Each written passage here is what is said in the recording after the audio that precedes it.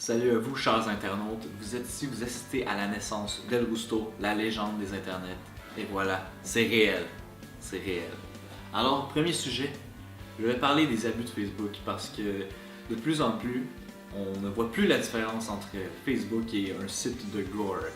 Parce qu'évidemment, de base, tout le monde peut aller sur Facebook, tout le monde peut s'inscrire à Facebook, tout le monde comme Luca Rocco Magnotta. Et ces gens-là, c'est des gens qui sont des malades.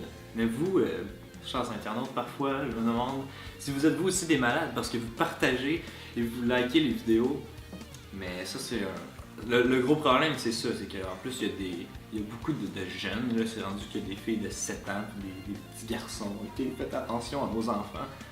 Mais ça a commencé quand j'ai vu, j'allais me coucher bien tranquille, et j'ai vu une vidéo d'une madame qui s'est faite trancher la tête par le cartel de la drogue au Mexique.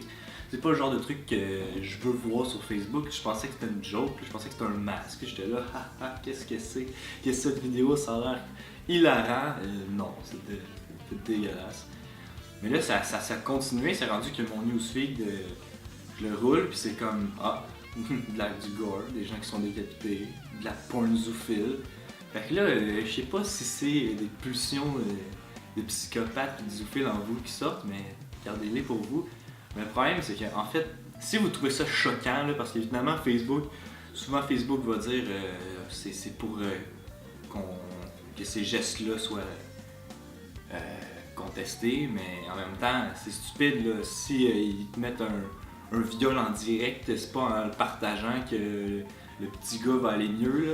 Je veux dire, vous savez tout ça, là, c'est juste pour avoir des likes, là. Dès le début, ça a été ça avec Facebook, là, des gens qui publiaient des trucs like si t'es pas d'accord, mais c'est un peu ça, sauf que là, c'est beaucoup plus de gens qui sont un peu désaxés mentalement, là, qui vont poster des trucs un peu débiles.